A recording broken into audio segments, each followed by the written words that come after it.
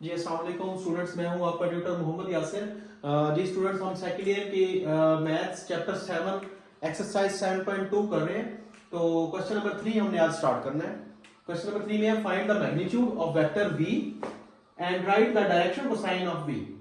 Vector v हमें given है, 3 parts हैं इसके। तो सबसे पहले तो इसकी मैग्नीट्यूड फाइंड करनी है। इसकी मैग्नीट्यूड फाइंड करने के बाद इसकी डायरेक्शन कोसाइन फाइंड करनी है हमने। तो सबसे पहले देखिए मैग्नीट्यूड के लिए हम वेक्टर v मैग्नीट्यूड 2 का स्क्वायर, 3 का स्क्वायर, 4 का स्क्वायर। वेक्टर v मैग्नीट्यूड हमारे पास आएगा 4, 9, 16। v मैग्नीट्यूड हमारे पास v मैग्नीट्यूड आया 29 अंडर रूट। अब हमारे पास यूनिट वेक्टर ऑफ v, तो ये आएगा हमारे पास vector v over vector v की मैग्नीट्यूड। यूनिट वेक्टर हमारे पास आएगा वेक्टर v हमारे पास है 2i 3j 4k over 29 under root. जी स्टूडेंट्स, हमारे पास यहाँ यूनिट वेक्टर आ गया है। इसके बाद हमने जो मैग्नीट्यूड फाइंड करनी थी, फिर इसका यूनिट वेक्टर हमने फाइंड किया है। अब हमने इसकी डायरेक्शन कोसाइन फाइंड करनी है। Direction cosine of v vector v। Direction cosine हमारे पास आएंगे 2 over 29 under root, 3 over 29 under root, 4 over 29 under root. जी स्टूडेंट्स, हमारे पास एक तो इसकी मैग्नीट्यूड जो रिक्वायर्ड थी वो हमने फाइंड कर लिया और डायरेक्शन कोसाइन हमने फाइंड कर लिया वेक्टर v का। स्टूडेंट्स, इसके दो सेकंड और थर्ड पार्ट है सेम ऐसे ही होंगे। यहाँ पे आपने ये आप लोगों के असाइनमेंट है, ये आप लोग करोगे। अगर आप लोगों से नहीं होते तो आप लोग कमेंट्स में मुझे बता देंगे, मैं इसके सेकंड और थर्ड पार्ट में सॉल्व कर दूंगा। इसके बाद हमने इसका क्वेश्चन नंबर 4 स्टार्ट करना है। क्वेश्चन नंबर 4, ये आप वीडियो पॉज करके नोट डाउन कर लें। इसके बाद हम क्वेश्चन नंबर 4 स्टार्ट करने लगे इसका।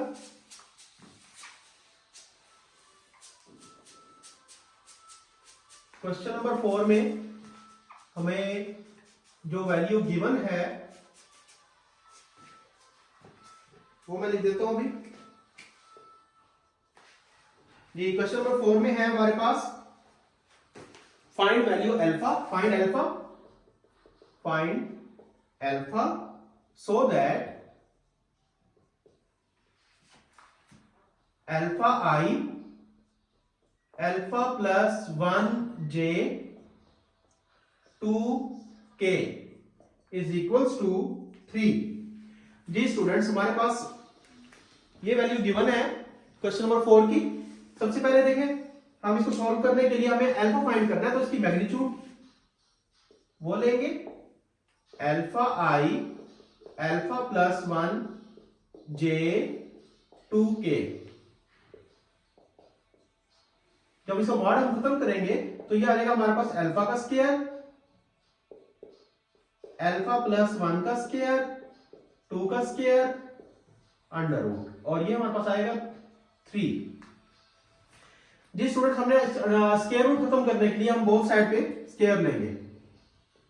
Taking square on both side, तो हमारे पास ये स्क्वायर जब लेंगे तो स्क्वायर और अंडर रूट कैंसिल हो जाएगा। Alpha square plus 1 plus 2 alpha, ये स्क्वायर ओपन कर लिया, 2 का स्क्वायर 4, ये अंडर रूट और इसका स्क्वायर ले रहे हैं बोथ साइड पे, तो ये स्क्वायर और रूट कैंसिल हो जाएगा हमारे पास। यहाँ पे जब स्क्वायर रूट कैंसिल होगा तो जो वैल्यू हमारे पास बचेगी वो कुछ ऐसे होगी, alpha square 2 alpha 1 plus 4 5 is equals to 9। Alpha square और अल्फा स्क्वायर ये आ जाएगा हमारे पास 2 alpha square plus 2 alpha plus 5, और यहां पे मैं 9 को इस साइड पे लेके आ रहा हूं तो माइनस का हो जाएगा। 2 अल्फा स्क्वायर 2 अल्फा -4। जी स्टूडेंट्स, अब देखें हमने इसकी जो वैल्यू हमारे पास बचेगी, इसको मैं ऐसे भी लिख सकता हूं कि 2 पे डिवाइड कर दूं बोथ साइड पे, तो ये हो जाएगा हमारे पास alpha square alpha minus 2 is equals to 0। अब हमने इसको फैक्टराइज करना है। फैक्टराइज करने के लिए हम अल्फा स्क्वायर, इसको मैं स्प्लिट करूंगा 2 अल्फा माइनस 2। जब इन दोनों को मल्टीप्लाई करूंगा तो वो बन जाएगा माइनस 2 अल्फा स्क्वायर, और ऐड करूंगा तो वही चीज हमारे पास आ जाएगी। अब देखिए ये दो वैल्यूज है, इन इस पेयर में से हमारे पास अल्फा कॉमन आ रहा है, अल्फा प्लस 2, यहां से -1 कॉमन आएगा, alpha plus 2 is equals to 0। तो हमारे पास एक पेयर बन गया अल्फा -1 का और दूसरा पेयर बन गया अल्फा प्लस 2 का। दोनों क्या है, 0 के इक्वल है। तो एक अल्फा हमारे पास आ जाएगा 1 और दूसरा अल्फा आ जाएगा -2। जी स्टूडेंट्स, अब हमें जो रिक्वायर्ड था अल्फा फाइंड करना था, हमने अल्फा फाइंड कर लिया है। तो यहाँ पे हमारा क्वेश्चन नंबर 4 कंप्लीट हो गया। कहीं पे अगर आप लोगों को कोई डाउट हो, कुछ पूछना हो तो आप कमेंट से पूछ सकते हैं जी। क्वेश्चन नंबर 5 हम नेक्स्ट वीडियो में इंशाल्लाह अपलोड करेंगे। तो तब तक के लिए अल्लाह हाफिज।